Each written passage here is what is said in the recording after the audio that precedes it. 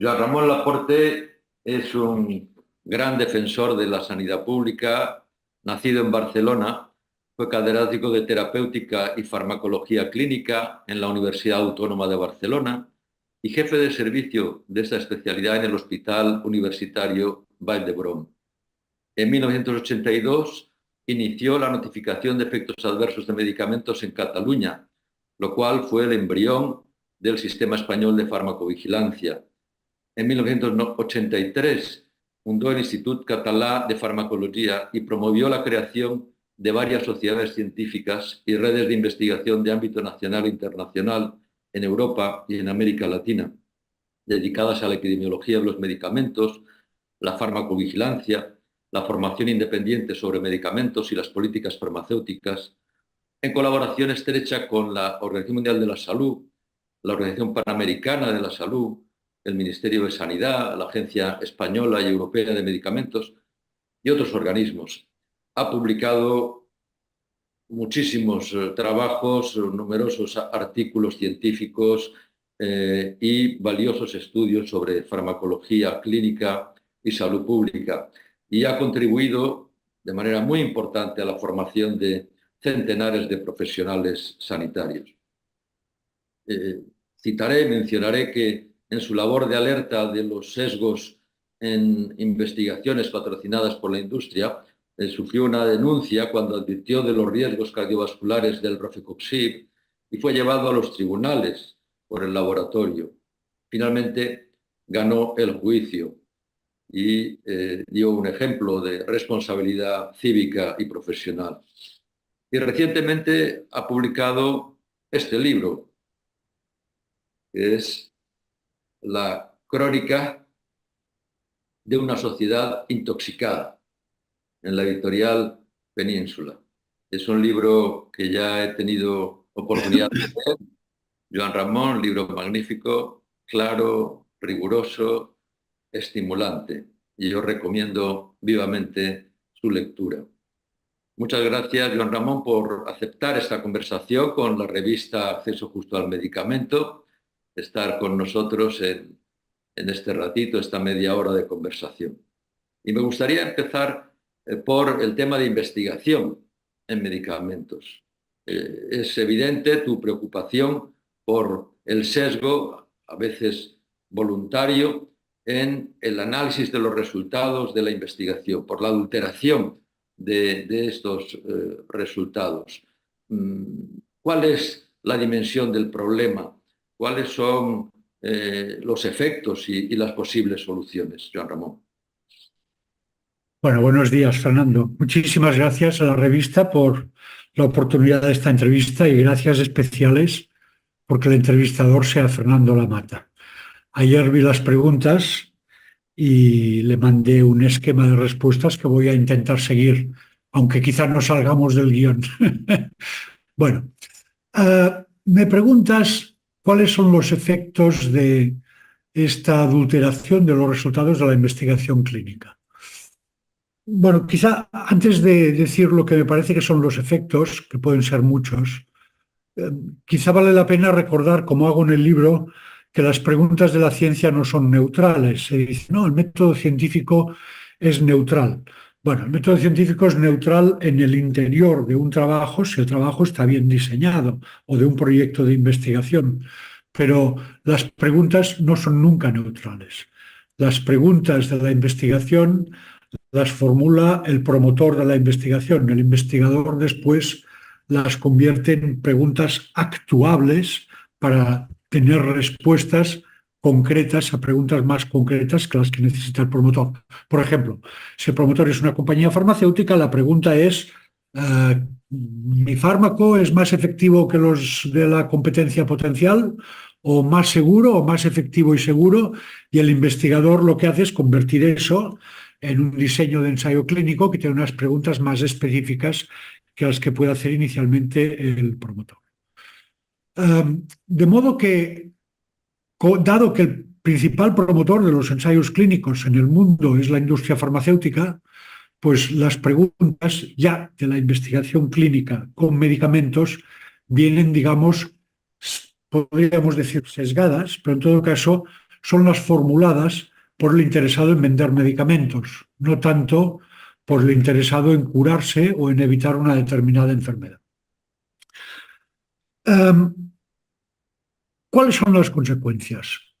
La primera, que me parece gravísima y muy complicada y que después se trasluce en otros aspectos de otras preguntas que tú me has preparado, es que no podemos confiar en la investigación publicada.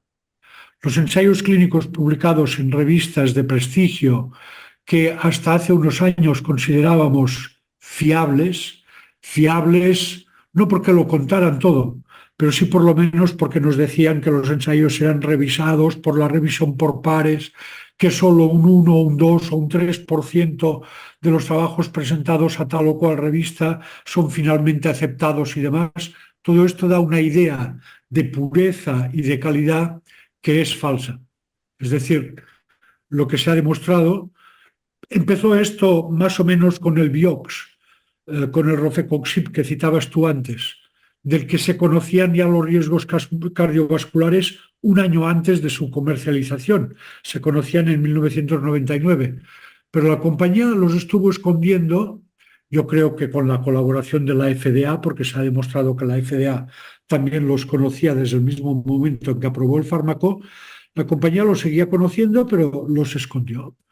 Y esto, que parecía un escándalo enorme, se ha convertido en una práctica generalizada. En el mismo periodo, entre el 2000 y el 2005, en que se supo de las irregularidades en la investigación sobre el Rofecoxib, también se supo, por cierto, sobre su fármaco competidor, que era el Celecoxib, pero también ya entonces saltó todo el fraude con la investigación con antidepresivos o mejor llamarlos fármacos ISRS, porque no son específicamente antidepresivos, no son antagonistas de nada específico que ocurra en la depresión, pues ahí empezaron a saltar estas cuestiones. Y es curioso que hay una iniciativa en la que están Peter Doshi, uno de los editores del British Medical Journal, y, por ejemplo, Juan Erviti, de Pamplona, que intenta restaurar, se llama iniciativa RIAT, R-I-A-T, que la cuento en el libro, que intenta restaurar los ensayos clínicos de nuevos medicamentos. Y lo que hacen estos investigadores es pedir a los autores de los ensayos clínicos que les den el conjunto de los datos de todos los pacientes participantes con los datos de cada paciente. Claro, cuando se hace un ensayo clínico, se elabora un informe de estudio clínico, que lo elabora la propia compañía, que tendrá pues entre 50 páginas los más cortos y 2 o 3.000 o 4.000 páginas los más largos. Estos informes son dan muchos más detalles, lógicamente, que las publicaciones en revistas médicas convencionales que tienen 12 o 14 páginas, ¿no? Y de modo que en estos informes ya se puede conocer mucho. Pero lo que piden estos autores es no solo el informe clínico, sino también los datos individuales de cada paciente participante en el ensayo clínico. Y lo que han visto en la iniciativa RIAT es que la mayoría, en todos los ensayos clínicos que yo he visto que han revisado, se identifican no pequeños detalles, se identifican grandes irregularidades. Pondré el último ejemplo que he visto. Habréis oído hablar de que para los pacientes que no reducen suficientemente su colesterol con estatinas, ahora se recomiendan unos anticuerpos monoclonales, alirocumab y evolocumab. Pues bien, la iniciativa RIAT revisó el ensayo clínico sobre evolocumab, que es el que más se vende, y concluyó que, contrariamente a lo que dice el artículo publicado en el New England Journal of Medicine y el resumen del artículo publicado, los pacientes que fueron aleatorizados a evolocumab comparados con los aleatorizados a placebo tenían más muertes cardíacas y también más muertes de cualquier causa. Y esto no lo decía el ensayo publicado, lo único que decía el ensayo publicado es que el colesterol disminuía más en los tratados con el evolocumab. Claro, cuando se publican los datos de manera selectiva, cuando se manipulan, cuando se cambian códigos diagnósticos, cuando se omiten partes importantes de los resultados, estamos ante un problema gravísimo. Y como dice Richard Smith, no podemos confiar en la investigación publicada porque es selectiva, porque está manipulada y porque es fraudulenta. ¿Y esto qué implica?, me preguntabas. Para empezar, implica una crisis de la confianza en lo que se ha mal llamado medicina basada en pruebas o medicina basada en la evidencia, que pone en el castillo de la evidencia, entre comillas, o digamos del poder de convicción de las pruebas, preferiría yo, pone en la cúspide de esta pirámide a los ensayos clínicos. Se dice que los ensayos clínicos son metodológicamente más fiables que los estudios observacionales porque hay distribución aleatoria y tal. Pero en realidad, desde el momento en que un ensayo clínico es fraudulento, ya no vale nada de todo eso. De modo que se cae el castillo construido de la medicina basada en las pruebas, con todas las consecuencias que pueda tener esta conclusión. Y además, siempre, otra consecuencia es que siempre hemos juzgado los medicamentos, por lo menos los farmacólogos clínicos, sobre la base de 4 criterios, que son los que también adoptó la OMS para su calificación y sus listas de medicamentos denominados esenciales. 1, la eficacia, demostrada en ensayos clínicos. 2, la seguridad, evaluada en la farmacovigilancia. 3, la conveniencia o comodidad del tratamiento, es decir, menos tomas al día, vía oral en vez de vía parenteral, etc. Y 4, el coste. Los datos sobre eficacia no son fiables, son el primer pilar. Como quizá podremos hablar después, o como cuento en el libro, los datos de farmacovigilancia tampoco son fiables por la falta de transparencia y por la falta de investigación, de modo que los pilares de la evaluación de medicamentos, tal como los habíamos entendido en los últimos 50 o 60 años, entran claramente en crisis.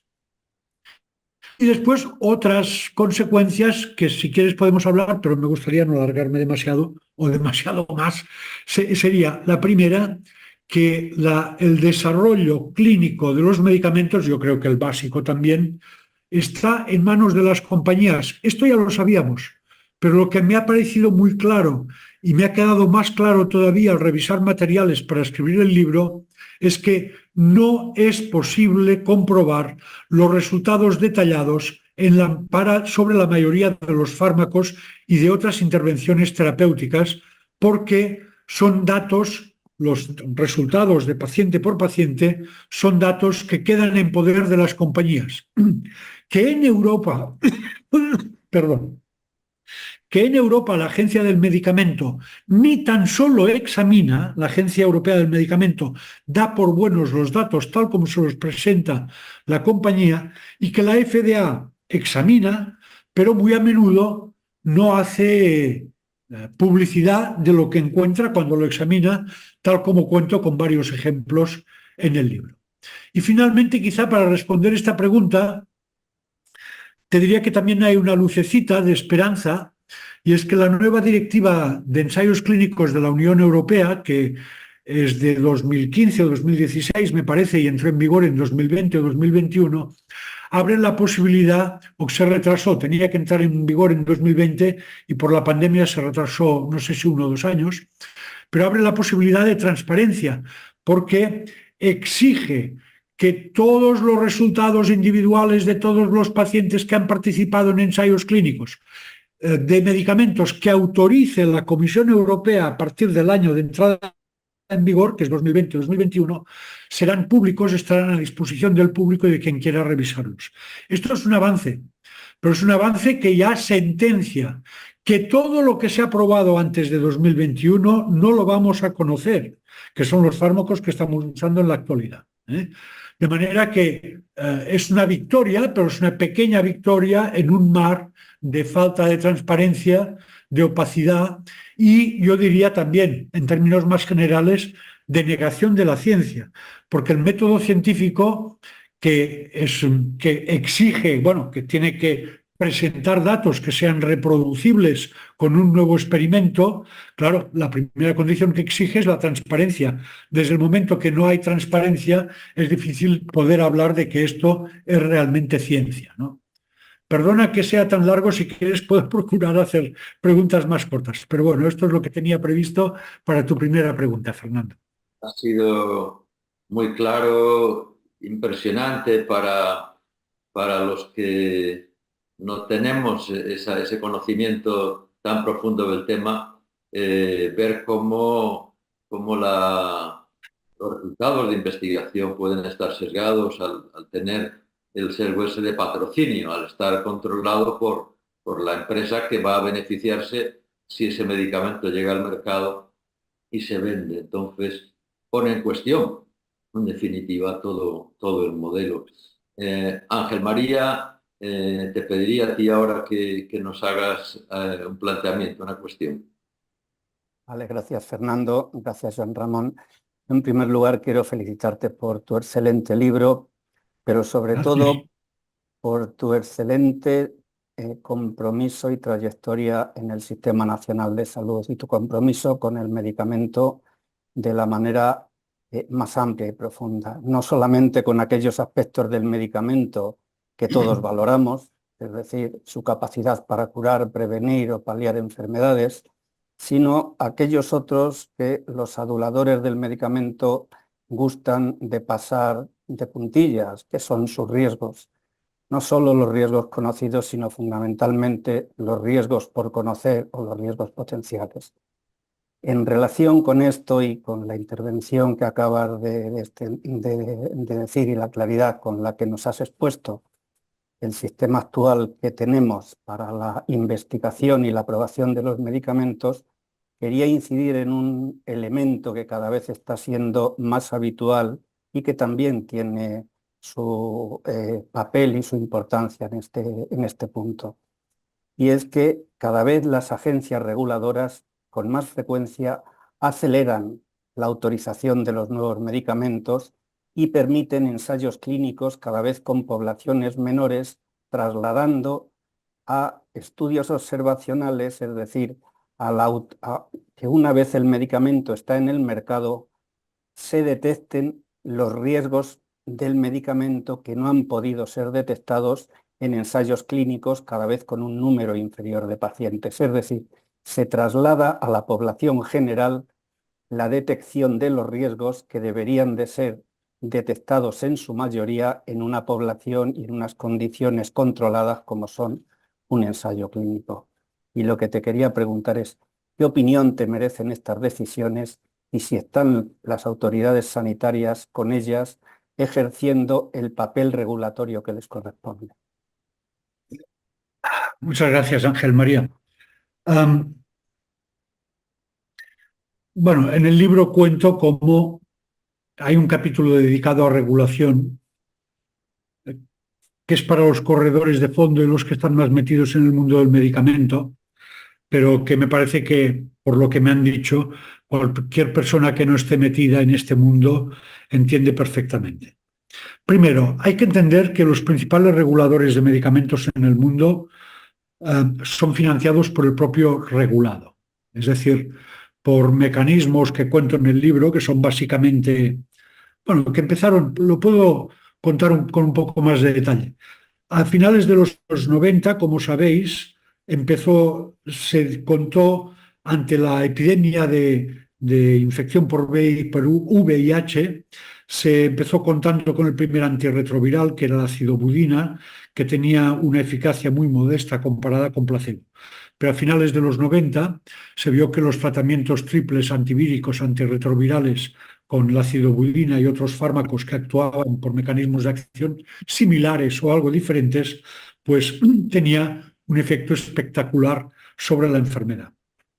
En aquel momento, en Estados Unidos, por presión de los activistas del VIH, por decirlo de manera rápida, se creó una corriente de opinión para exigir que la FDA, digamos, relajara sus exigencias para autorizar el registro de un nuevo medicamento y no exigiera tantas pruebas de eficacia y de seguridad, dado que estábamos ante una enfermedad que era mortal en el 100% de los casos, tarde o temprano. Y así se cambió la legislación en Estados Unidos. Claro, mientras los activistas del VIH eran los que se movilizaban para solicitar estos cambios, el poder no hizo demasiado caso. Estaba Ronald Reagan en aquel momento de presidente, que Ronald Reagan, como cuento en el libro, no citó la palabra SIDA hasta muy al final de su doble mandato. No quería ni oír hablar ni quería decir la palabra, ¿no? Entonces, la industria farmacéutica se unió a la fiesta de la presión y ahí sí que sacaron tajada inmediatamente. De modo que salió una nueva legislación que permitía ya aprobar nuevos medicamentos sin que hubiera ensayos clínicos necesariamente o que no fueran largos y demás.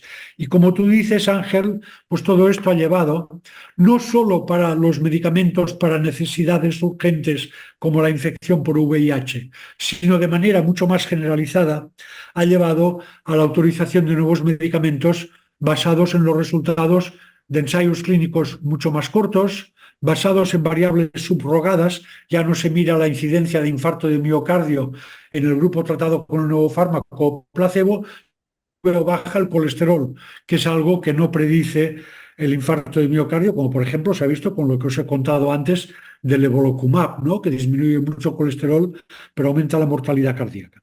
Bien, entonces esto ha llegado ya, o llegó al paroxismo hace 4 o 5 años, cuando el señor Razi, a la sazón director de la Agencia Europea del Medicamento, y otros miembros del equipo directivo de la Agencia Europea del Medicamento, a los que conozco personalmente y de los que no me extraño nada que escribieran esto, escribieron un artículo editorial en el New England Journal of Medicine en el que hablaban de lo que se llamaría el registro adaptativo.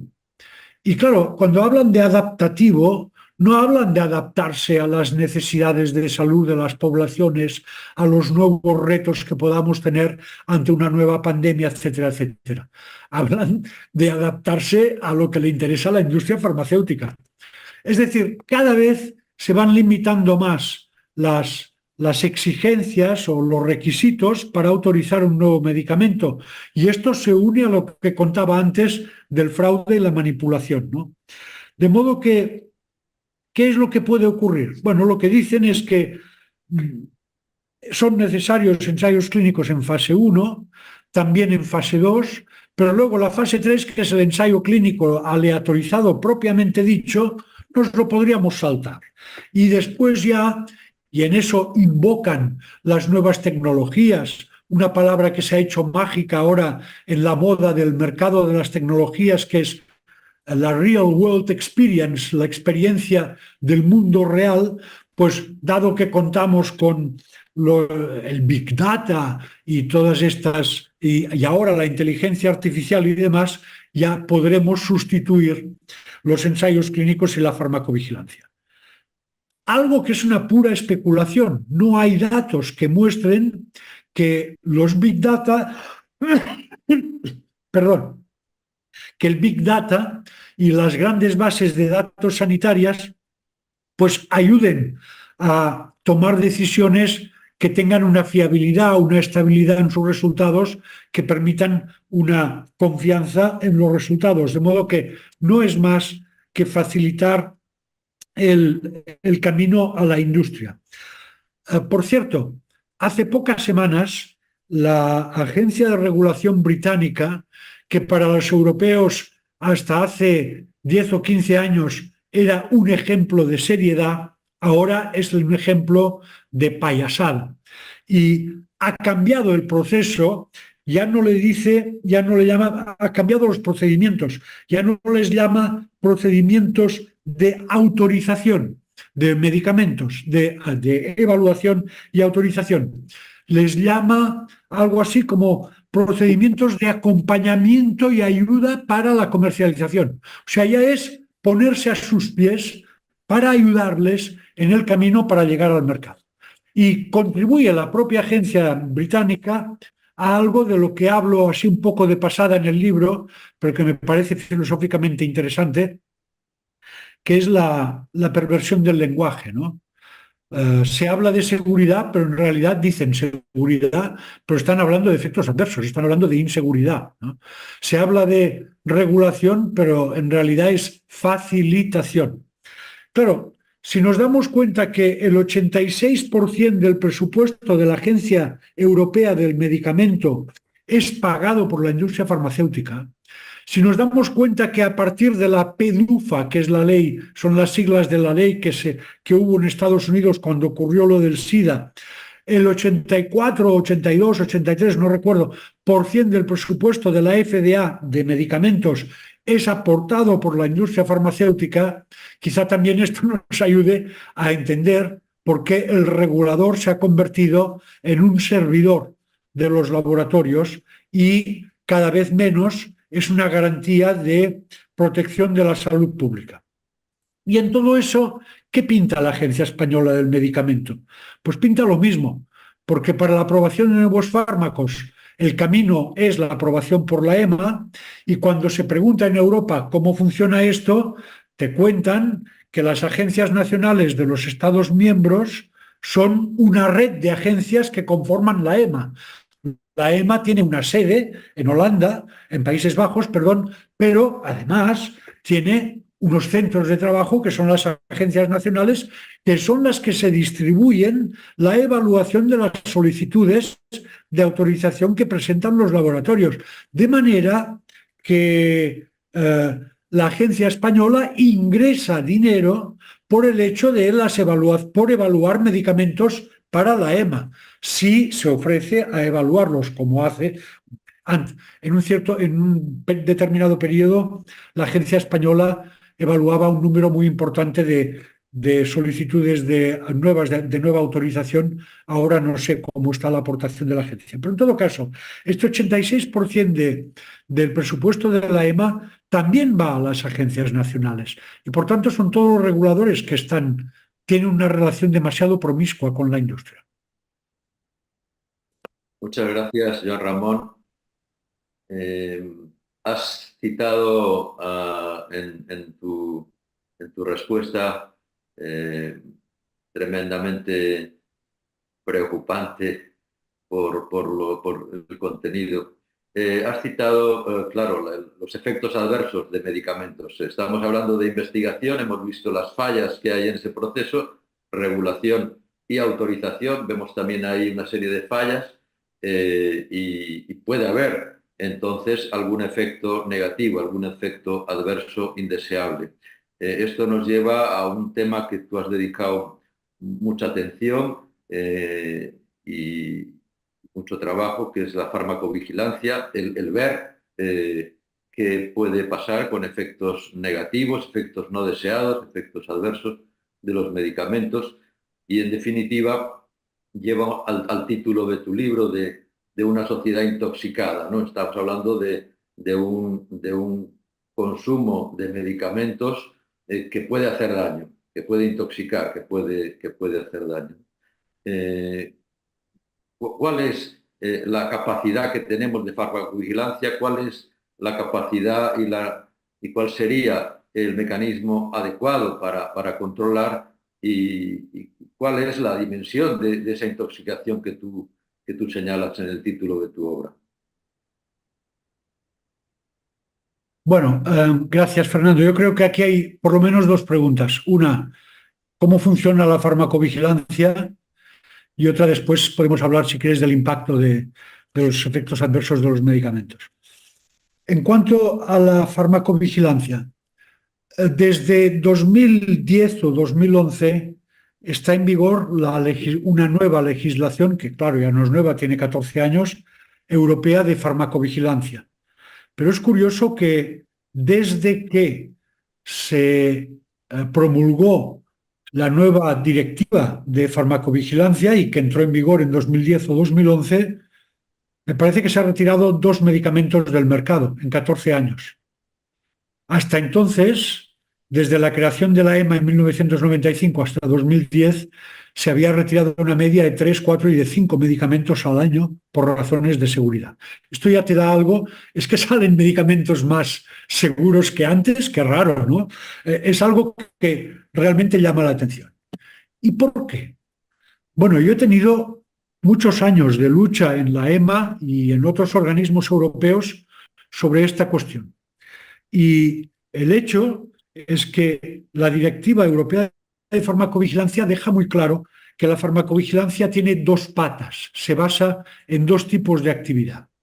Uno, la notificación de efectos adversos a los sistemas nacionales de farmacovigilancia, que son efectos que cada agencia nacional tramita, vehiculiza hacia la base de datos única europea llamada EudraVigilance.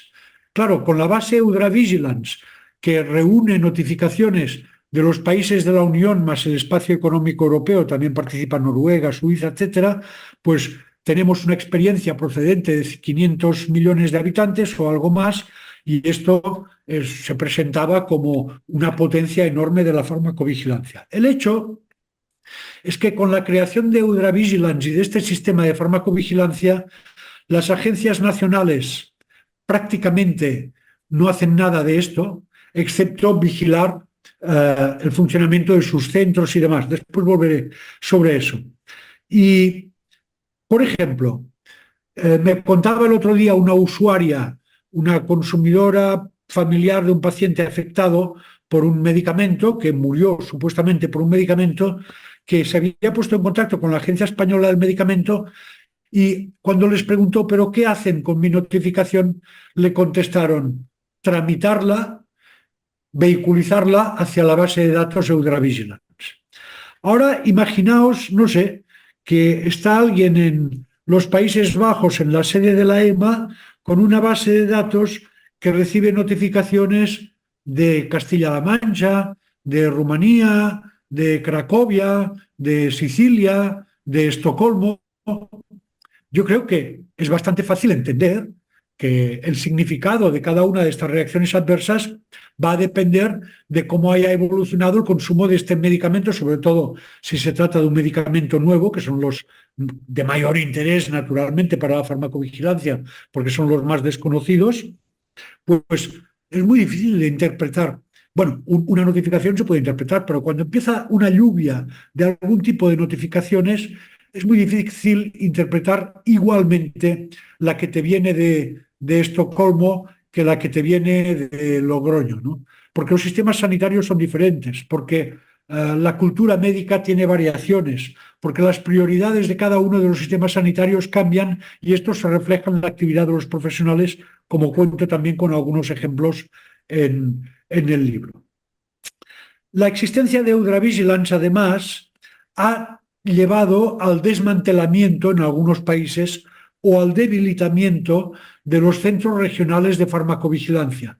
El modelo de la farmacovigilancia con centros regionales, o en España por comunidades autónomas, que comenzó en Francia, tenía por objeto aproximar la farmacovigilancia al prescriptor. Yo creo que una cosa central en la pregunta que tú me haces es: los efectos adversos ocurren en el sistema sanitario, ocurren en los hospitales, ocurren en los domicilios en la calle, pero van a parar a los centros de salud, y es ahí donde son eventualmente, cuando el médico los reconoce como tales, diagnosticados y tratados pues con la retirada del medicamento, añadiendo otro medicamento, etc.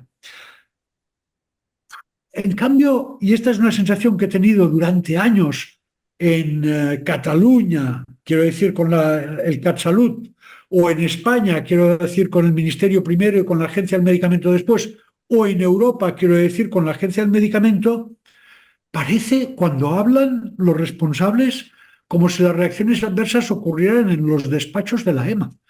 Pero ellos no tienen ni idea de lo que ha pasado, no han visto al paciente. Por ejemplo, cuando un médico notifica cosas tan aparentemente banales como vómitos por un medicamento, oye, normalmente Si lo notifica es porque el paciente no ha parado de vomitar y quizá ha habido que ingresarlo por estos vómitos. No es solo un vómito. De modo que no se capta la gravedad de los problemas y mucho menos hay un espíritu de pensar, caramba, ha hecho una reacción adversa a este nuevo medicamento cuando hubiera sido más simple si le hubieran dado este otro con el que tenemos 20 o 30 años de experiencia de uso y sabemos mejor cómo usarlo. Porque esta no es la función de las agencias del medicamento. Las agencias del medicamento fueron creadas separadas de los sistemas sanitarios. Más mal que bien, antes en España la farmacovigilancia dependía de la Dirección General de Farmacia, que de un modo u otro estaba más ligada al sistema sanitario. Las agencias tienen menos que ver con los sistemas sanitarios. Por tanto, yo creo que es urgentemente necesario que los sistemas sanitarios se hagan cargo, se responsabilicen, no de la farmacovigilancia, de asegurar que el uso de los medicamentos es efectivo, es decir, que se dan en las mejores condiciones para asegurar que aumente al máximo la probabilidad de efecto beneficioso, que no está nunca garantizado al 100%, y también seguro. Es decir, no se trata tanto de hablar de medicamentos seguros o efectivos, sino de consumos y usos y prescripciones efectivas y seguras. Y esta no es una cuestión de regulación de medicamentos, el regulador mira los fármacos uno a uno, sino que es una cuestión que atañe más a los sistemas sanitarios, donde no miramos medicamentos, miramos pacientes y vemos que son pacientes polimedicados. Vemos que la mitad de nuestros mayores de 70 años están consumiendo 5 o más medicamentos al día. Y nunca un estudio de interacciones farmacológicas ni un ensayo clínico ha medido la eficacia de 4, 5 o 10 medicamentos a la vez. Se miden uno por uno, es decir, estamos ante unas contradicciones enormes que para mí son tan evidentes que ya parecen hechas para crear el caos. Bueno, y después, volviendo al principio de lo que me preguntabas, teníamos una pata que es Eudravigilance. ¿Cuál es la otra pata de la farmacovigilancia? Para los nuevos productos autorizados por la Agencia Europea del Medicamento, me estoy enrollando demasiado, Bueno, voy a resumir. Para los nuevos productos autorizados por la Agencia Europea del Medicamento, la ley encarga a las propias compañías titulares del medicamento que sean ellas las que hagan los estudios de farmacovigilancia pertinentes. Y en el libro cuento con ejemplos sistemáticos, no con ejemplos anecdóticos, cómo esto se ha convertido en un mercado para comprar médicos y promover estudios que no son de farmacovigilancia, sino de siembra comercial del medicamento. Te pago a tanto por paciente al que le hagas el seguimiento con mi nuevo producto, olvídate del ibuprofeno y toma mi nuevo antiinflamatorio, ¿no? Y ya está. Y que esto es un reparto de centenares de millones de euros a los médicos que participan en estos estudios, y hay datos en el libro sobre esta cuestión. Y después que, curiosamente, estos estudios, por ejemplo, en Alemania, en 4 años, no dieron lugar a una sola notificación al sistema de farmacovigilancia, ni una sola señal de inseguridad de los nuevos medicamentos. ¿Os lo podéis creer? Yo es que no me lo creía cuando lo veía. Y esto está publicado en British Medical Journal, está citado en el libro.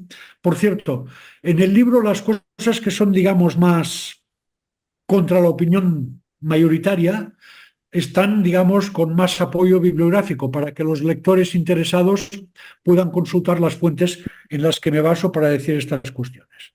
De modo que yo creo que la legislación de farmacovigilancia debería cambiar radicalmente, se debería poner a los sistemas sanitarios como máximos responsables del seguimiento de la seguridad de los medicamentos, y yo diría que del seguimiento de la seguridad, pero también de la efectividad. Porque así como no tiene ningún sentido hablar de la eficacia de un fármaco sin compararla con su inseguridad, tampoco tiene sentido hablar de la inseguridad de un medicamento sin compararla con su efectividad. Y permítame que diga una cosa, que añada una cosa a la primera pregunta, mira si voy retrasado, respecto a la falta de fiabilidad de los datos que tenemos sobre los nuevos medicamentos autorizados por las agencias reguladoras, por la cuestión del fraude, etc. Y es que yo ya a la hora de, cuando recibo consultas de amigos o de instituciones que me preguntan sobre algún caso concreto, he incorporado cada vez más en los últimos años un factor a aquellos cuatro que os decía de eficacia, seguridad, conveniencia y coste. Y uno que cada día para mí tiene más peso y quizás será el más importante: experiencia. No experiencia personal, que siempre puede ser sesgada, sino experiencia de uso general. O sea, no hay ningún motivo para creer en un nuevo antiinflamatorio, existiendo el ibuprofeno, que aunque pudieran haber escondido algo al principio, ahora sobre el ibuprofeno lo sabemos todo, porque tenemos más de 40 años de experiencia de uso con este fármaco. Por tanto, la experiencia es la que nos da los mejores datos, porque estos son los más públicos. Muchas gracias, Joan Ramón.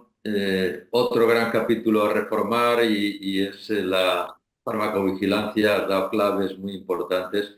Una pregunta, Ángel María, porque ya vamos en el tiempo, nos quedan 10 minutos. Una pregunta, Ángel María, y luego te pediría, Joan Ramón, que cierres con alguna propuesta para políticas sanitarias de futuro.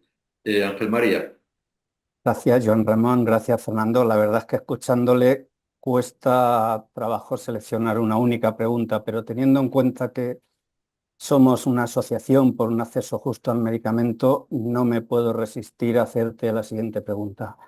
Usando un símil de una novela de ficción, podríamos decir que las multinacionales farmacéuticas tienen dos personalidades: la del Dr. Jekyll, con la que se relacionan con los profesionales y autoridades sanitarias, y la de Mr. Hyde, con la que toman las decisiones económicas.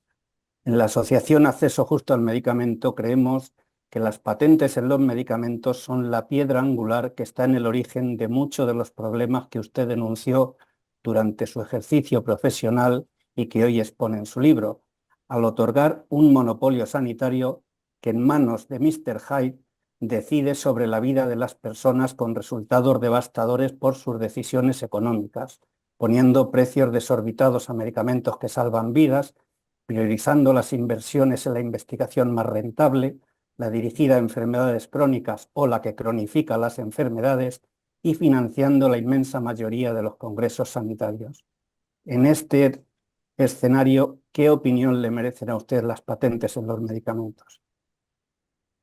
Bueno, me parece que usted lo ha dicho casi todo y yo estoy de acuerdo con el 100% de lo que has dicho, ¿no? De todas maneras, yo lo de Jekyll y Hyde no lo veo muy claro. Yo creo que es todo Hyde. Entonces, es Hyde que tiene que vender, pero no es Hyde porque quiera hacer daño. Es diferente. Quiere vender.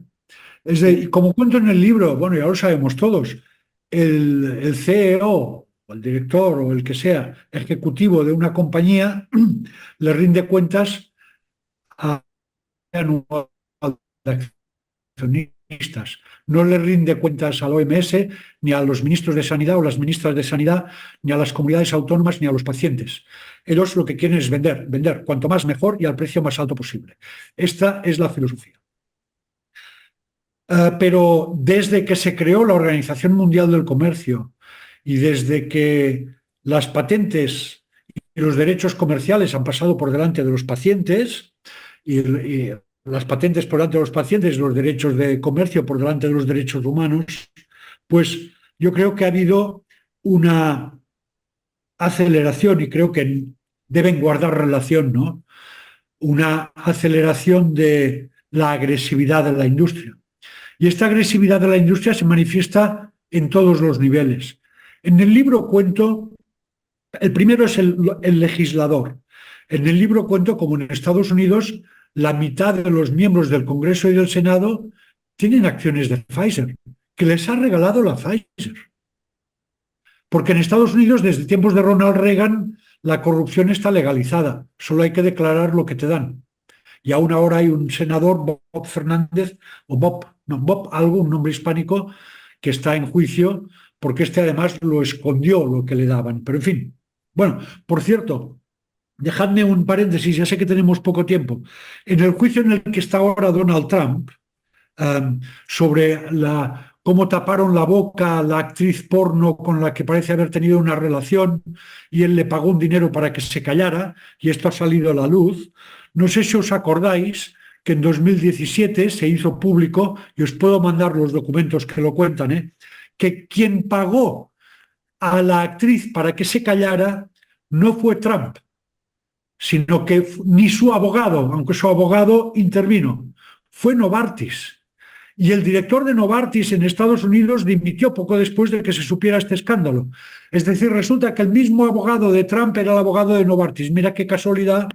Y entonces este abogado tenía una empresa tapadera con la que, el dinero lo puso Novartis para que se lo hicieran pasar a esta actriz. O sea, para que veáis el nivel de corrupción ya en el poder político y en el legislador. Y cuando hablo de Estados Unidos, lo digo por dos motivos. Primero, porque las legislaciones en Estados Unidos de estas cuestiones, tarde o temprano, acaban difundiéndose, a veces por suerte diluidas al resto del mundo, y también porque es curioso que en Estados Unidos se sabe de tantos casos de corrupción y en otros países no sabemos absolutamente nada, como si aquí no hubiera este tipo de corrupción, y yo creo que la debe haber igualmente, ¿no? Entonces, la exclusividad y las patentes ha aumentado mucho la agresividad sobre legisladores, sobre reguladores. Ellos crearon las normas del Consejo Internacional de Armonización de Requerimientos para la aprobación de productos farmacéuticos. Son creados por la industria farmacéutica estos criterios, y después de influencia, como cuento en el libro, sobre el sistema sanitario. Pero yo quisiera hacer un pequeño comentario sobre eso. En varios capítulos del libro pensé mucho en la Asociación del Acceso Justo al Medicamento, que ya sabéis que admiro por todo lo que hace. Pero también quizá notaréis algún matiz por el que vengo a decir, bueno, es un escándalo que quieran cobrar 400.000 euros por paciente para este medicamento o más en los precios que quieren cobrar. Pero a veces también debemos ser conscientes de que son medicamentos que no sabemos seguros si necesitamos. Es decir, que una actitud, digamos, para abordar esta situación, intentar introducir alguna mejora, debería ser poner al sistema sanitario como un sistema que es autónomo para investigar. Es decir, que además de negociar precios, debe ser capaz de comprobar la eficacia que nos dicen que tienen estos productos, pero que no está muy bien comprobada por los motivos que hemos visto al principio, que sea capaz de comprobarla y que sea capaz de comprobarla de una manera orientada al paciente. Ahora no tenemos tiempo para entrar en detalles, pero yo ya tuve oportunidad de introducir alguna de estas ideas al final de mi vida profesional aquí en Cataluña.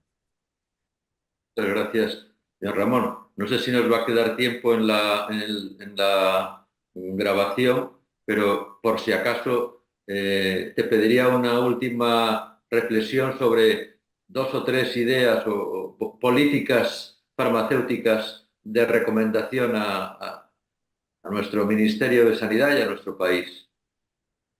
Sí, intentaré ser muy breve.